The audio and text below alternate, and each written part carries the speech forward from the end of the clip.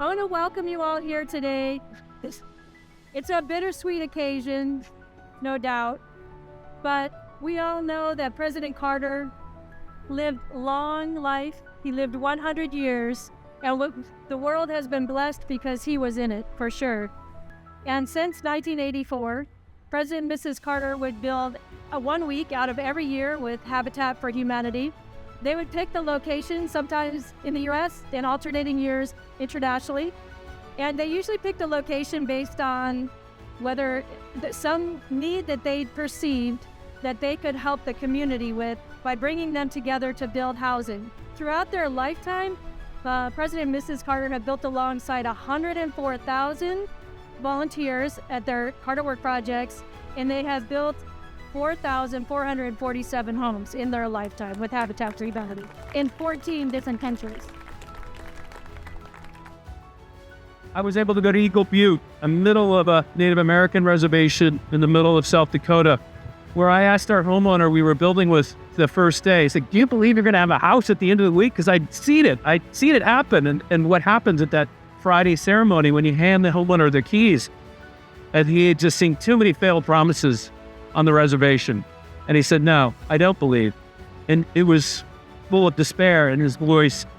And at that Friday celebration, when you asked him if he said, I believe.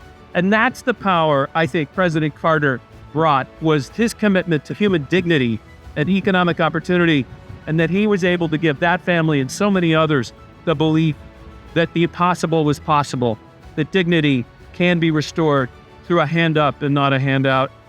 I am blessed to be here. Thank you for letting me say a few words. So, what do you say 30 years later?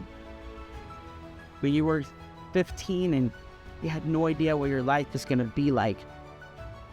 When you lived in Watts and all the odds were against you because you're an inner city kid with limited resources.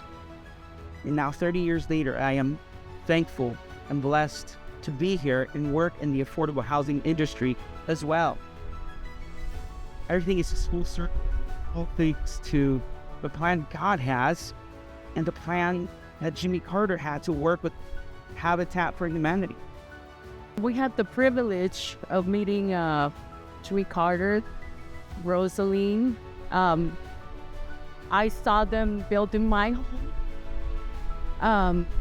I remember Jimmy being so kind, smiling at me, helping me, giving me the tools, the opportunity that I had. It was human. I thank everyone, and I hope that Jimmy and Rosalie I hope that I can see them one day. I hope that the day that I die, I can see him and hug them. I just remember President Jimmy Carter just being so focused and just determined to get the project done. I think someone mentioned that it wasn't about the attention and the fame for him, and it was truly shown through his action. Literally just hammering away and then going to each room, making sure everything was ready. Rosalind doing the same thing. Just the determination and focus is what caught my attention.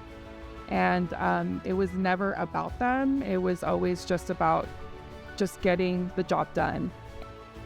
It really was great to hear from the homeowners. I mean, you build these homes. I've been on several work projects, and I don't really go back and connect with the people that we built the homes for, the homeowners. So to hear two of them today talk about how it changed their life. Jimmy Carter and Habitat for Humanity changed their life. And to think about this man, Jose, who was 15, and his home was being built by President Carter, and today he actually works in the industry of building affordable housing.